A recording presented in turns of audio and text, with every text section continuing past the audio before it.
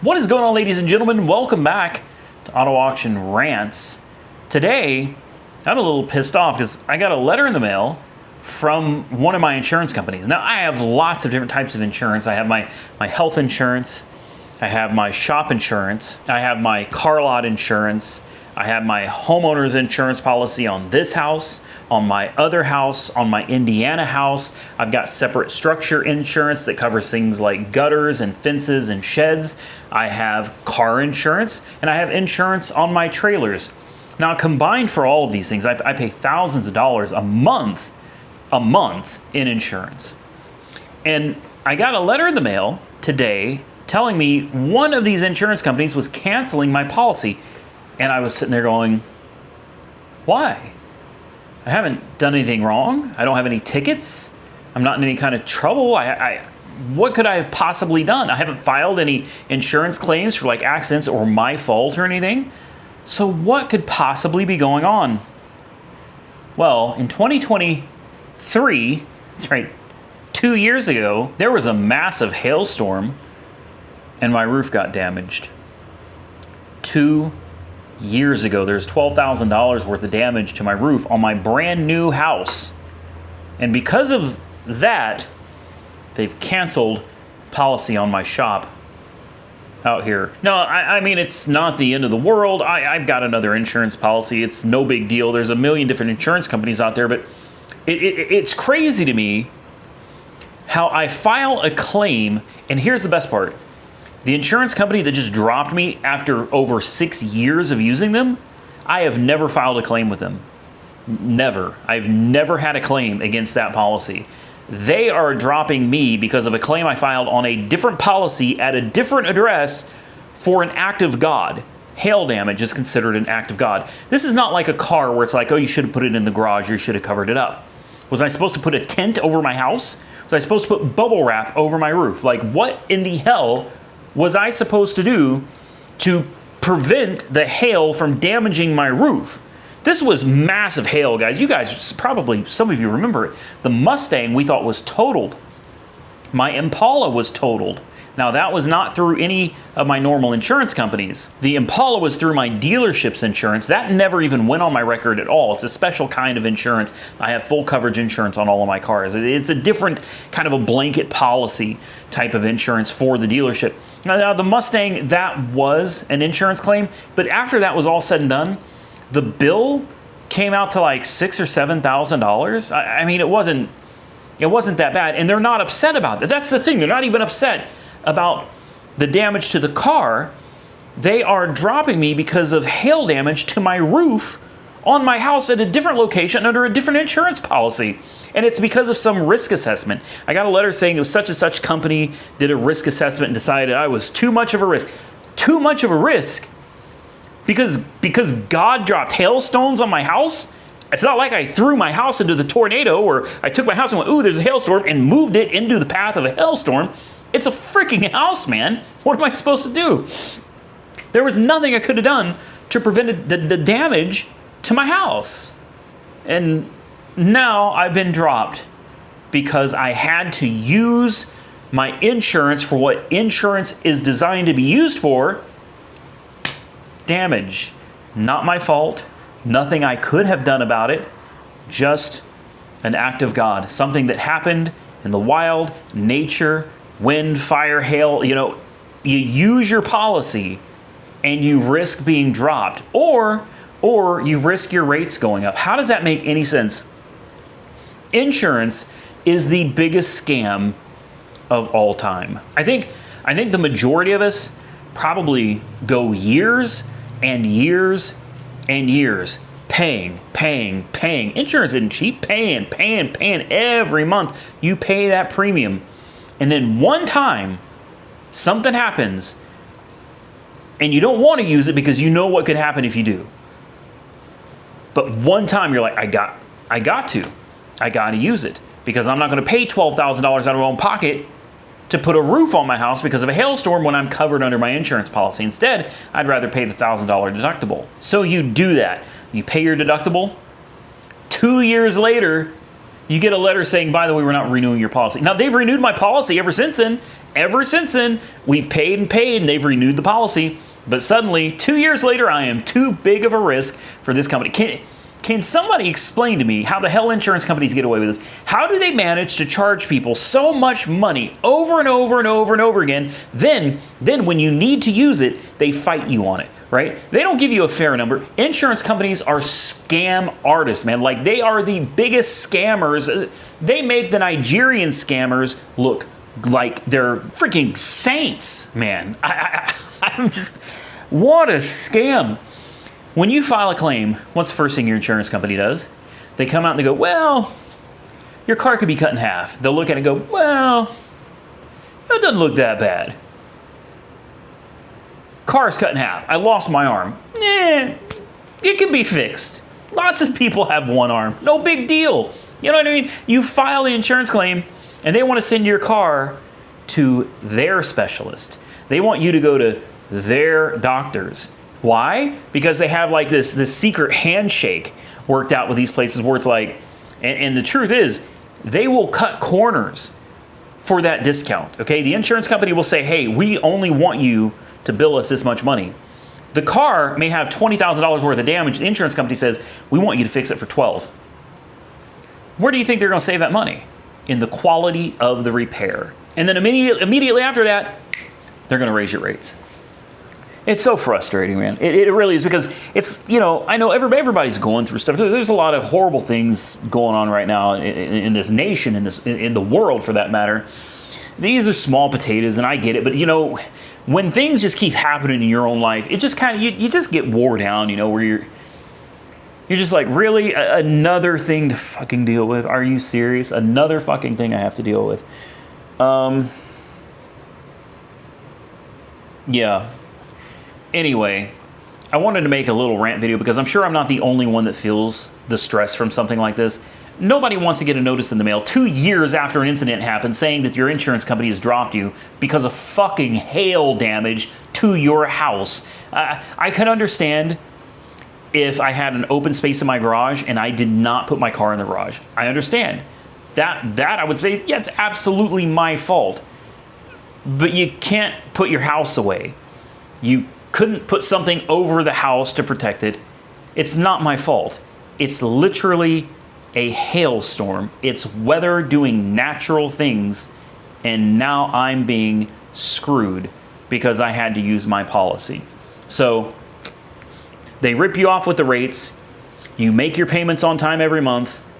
And then when you need to use your policy, they try to deny it. If they can't deny it, they try to get you to go to someplace cheaper that's going to half-ass the work to make it cheaper for them. And then they raise your rates and that's if, they don't just cancel your policy entirely because you had the nerve to pay for 6 years on a policy. I'm talking about me. 6 years I have paid every single month on this policy. And because I used a different policy to cover damage to my roof on a separate place, they canceled my current policy that has no relationship to that other policy at all. I'm sorry, guys. If you don't laugh, it's like, if you don't laugh, you're gonna cry. It's just, with all the shit that's going on in my life right now, you know, I've got a lot of stuff dealing with my uncle's house still, that I'm trying to get all situated and figured out. There's a lot of stress coming from the renovations going on in that house.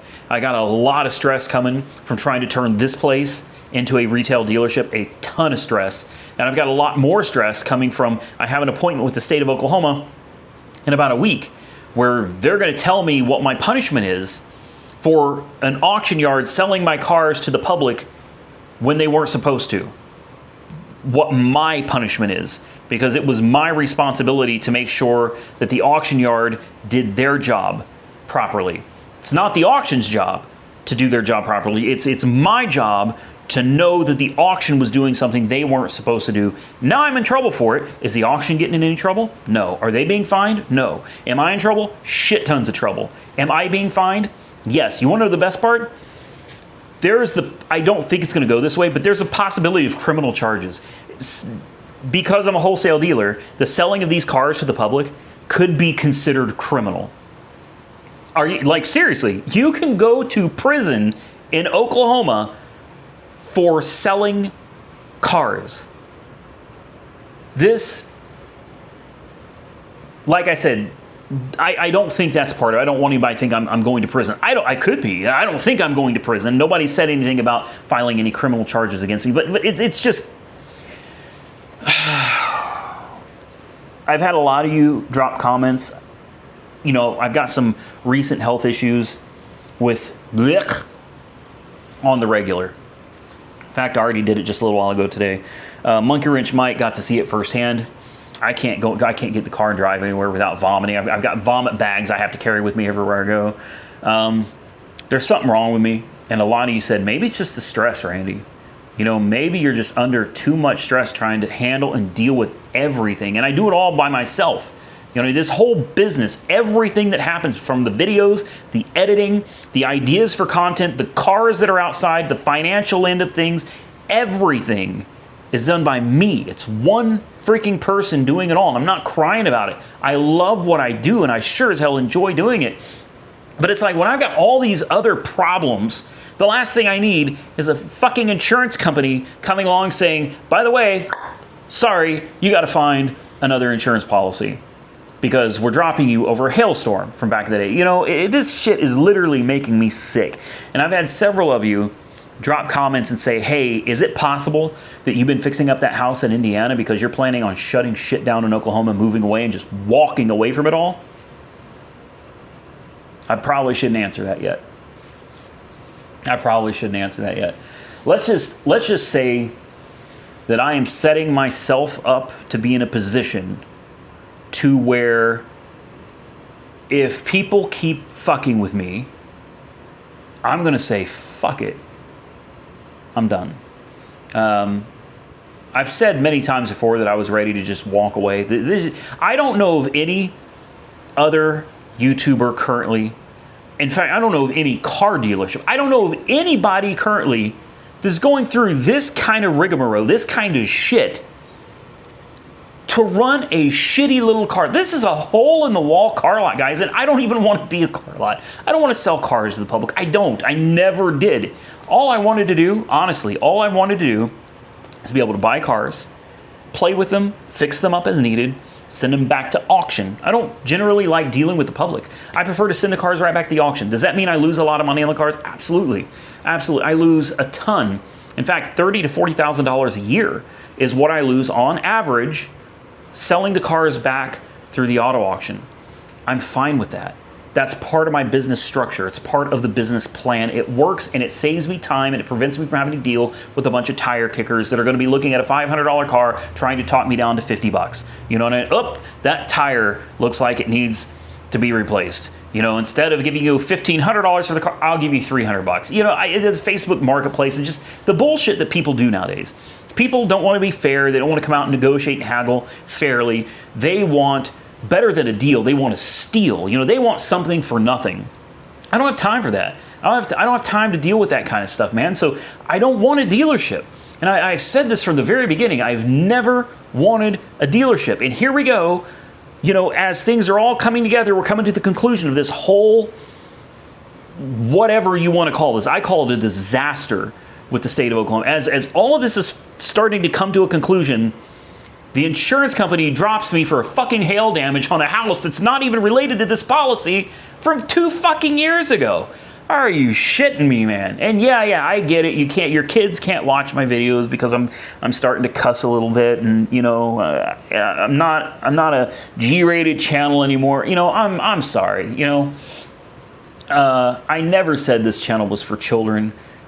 If you let your kids watch it, I mean, I think that's great. But obviously, if I offend you by saying some things, I don't know what to tell you, man. I am sorry. I don't mean to offend anybody. It's just I am genuinely stressed to the max where I think it is actually affecting my health. I am really sorry. I've got a doctor's appointment here in just a couple days, and we're going to dig in and try to find the reason why I throw up all the time, why I can't eat and hold anything down.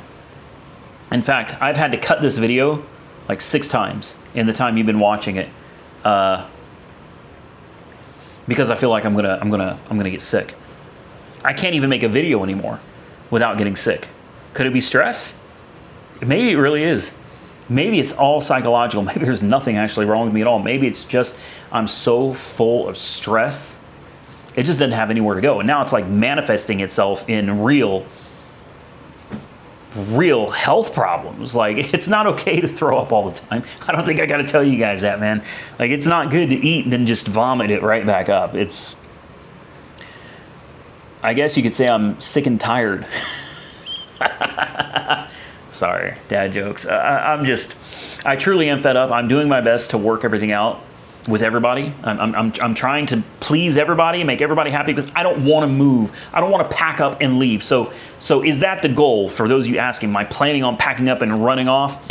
No, I'm not. My plan, my goal is to do whatever the state needs me to do within reason and just live my life. That's all I want to do. I've lived in Oklahoma most of my life. My fiance goes to college here. She plans on having a really good career here. We plan on buying yet another property. I'm not even sure I've ever talked about that, but in the near future, meaning within the next 5 years, we plan on buying a much larger property here, which means we are paying a shit ton of taxes to the state of Oklahoma for our automobiles, for the stuff that we buy. Sales tax here is like 9% or something. We pay tons of money out in income tax and tire tax, wheel tax, toll booths. I mean, tax. But I'm going to tell you right now, I am done with this. Okay, I'm finished. I feel like they just keep poking. You know, one thing after another, and I'm tired of it, man. I'm tired of it. I understand that this is my business, and I understand that the auction was selling my cars to a place they weren't supposed to be selling them. Everybody that I've talked to about this did not know that that wasn't okay. Aside from the people at the state, they knew it wasn't okay, but everybody else that I've told my story to, including lawyers, have been like, okay, so what's the problem? If lawyers don't know it's a problem, how the hell am I supposed to know it's a problem? Because it's my business? I've told this story to 3 different lawyers, and they're like, so what's the problem? The problem is when the auction yard sold my cars to individuals, they were not selling them as themselves to someone else. The auction yard basically skipped them selling it and just went directly from my name to the new buyer. And that's it. I will caveat, I guess I should have known, because I have bought cars from that auction yard many times. And of course, on the titles, you never see the auction yard's name. It's the seller to the buyer. Ding, ding, ding. I should have caught that. It never occurred to me, because the way I saw it, the auction was selling my cars directly to somebody else. Not from me to somebody else. It was me, then it went to the auction, and the auction sold it to somebody else. That's how I thought this whole process was working. And I thought wrong. And because of that, it's all my fault, and I'm in all kinds of trouble. So we're going to find out here in the very near future. Like I said, I have an appointment. It's coming, and it's probably, I think it's within the next 2 weeks. Okay, so within the next 2 weeks, you guys can expect an update video, because we're going to talk about what they decide to do. Typically, what this means is they're going to fine me, and that fine, I have no way to know. They won't tell me. I thought they were going to send me a letter, like an official letter, telling me what the fines and penalties were going to be. They didn't. They sent me a letter, and they said that they want to talk to me in person again to discuss their findings. So I have to go back, meet with them again. Then they're going to tell me basically what my punishment is going to be. And I think that translates into dollars. Then I will come out with a video, and I'm going to tell you guys what to expect from that point on. So there is like a major life update. In fact, this affects the whole channel. This affects every single thing I do from here on out. Because if I feel like that penalty is absolutely insane and ridiculous, we are probably shutting this whole thing down. Not the channel. This channel means more to me than just about anything else aside from obviously my family. This channel is my entire livelihood. So don't think for a minute that I'm thinking about shutting the channel down. Absolutely not. But I have options, and I'm not just talking about Indiana. There are a lot of other states in the United States of America, okay? A lot of other states aside from Oklahoma. I don't have to run my business here. I don't have to live here, okay? It is not that hard for me to pack up and run my business somewhere else. And I have been strategizing. I've got some things already laid out. That's the type of person I am. I don't sit around and wait for disaster to happen and then throw my hands up and go, oh my God, what am I going to do? I'm the type of person, if I know there's a shitstorm coming, I'm playing chess, okay? I got my fucking pieces in a row. I'm ready to do what needs to be done. And I have a few different options just in case any of the other options don't pan out. So I've got some things in the work. I got some irons in the fire just in case things go bad. But I want you guys to know, I hope they go well because I would like to stay here. I'm familiar with the place. I have friends here. I have family here. I would prefer to finish raising my son here, for Jessica to finish her education and start her career here in Oklahoma. That's what I want. But I will not be bent over and screwed in the ass and turn around and smile and say, thank you, sir. Okay? I am not that guy. I will gone in a heartbeat. So stay tuned. I know that wasn't entirely what the video was about, but I've got a lot of people asking what's going on.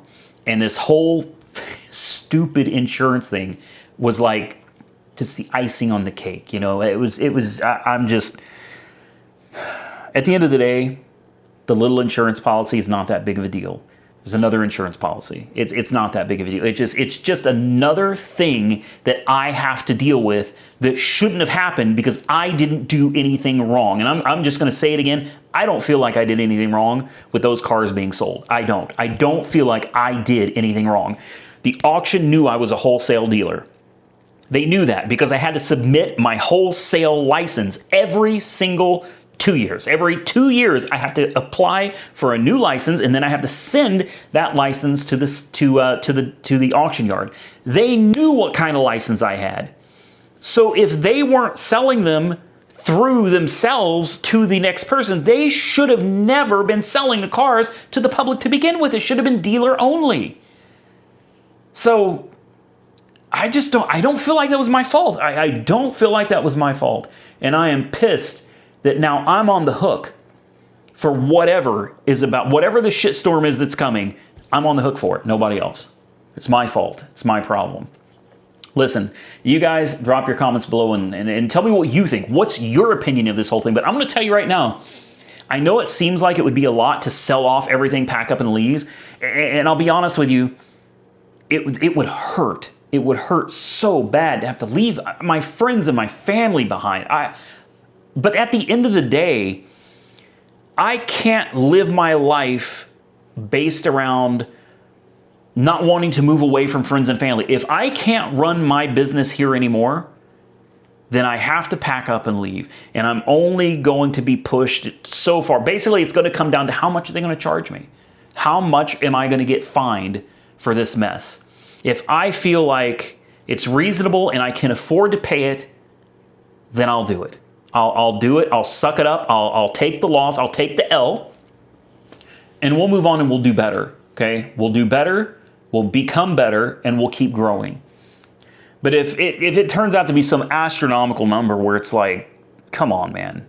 You know, after all the renovation stuff on my uncle's house, I've got like 20 cars sitting. I've got to have like 80, 90 grand worth of cars just sitting out here in this yard. By the time my uncle's house is done, I'll have over 80. I'll have over 80 grand into that place too.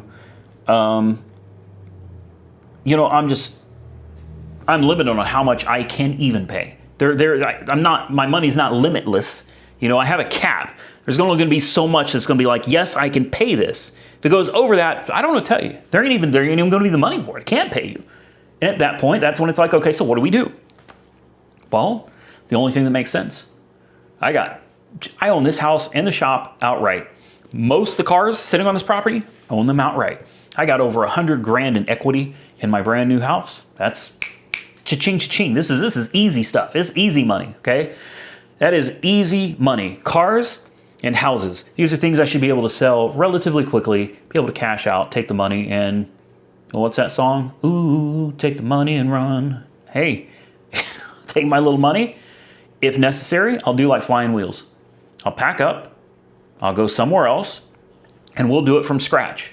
All right? We'll find out what the rules, regulations, and laws are. We will make damn sure we're doing everything right. And if I can do it without having to open an entire dealership to make YouTube videos, that's what we'll do. And I've already, like I said, I've got things in the works. I'm already strategizing and I've got things lined up just in case. All right? If we do need to open a dealership, we'll just do it from scratch. Just like flying wheels, man. We'll go somewhere else. We'll find a location that's reasonable financially, that's in a reasonable location, and we will open a dealership from scratch. We'll do it all over again. If you guys think I'm going to let this channel die over something like this, never. I've spent over 13 years building this channel into what it is today. I am not going to lose everything because the state thinks I did something wrong. Whether I did or not, whether you guys agree with them or not, it's irrelevant. It's irrelevant. You know, personally, like I said, I don't feel like this is entirely on me, but it's my business. I have sole responsibility, and that's just the way it is. So it's all going to come down to money. Isn't that what everything comes down to at the end of the day? Listen, ladies and gentlemen, I'm going to get out of here. I appreciate you taking time to watch this video. I know this is nothing but a rant, and insurance is a fucking scam. Stay safe out there, everybody. I look forward to seeing you all again very soon in the next one.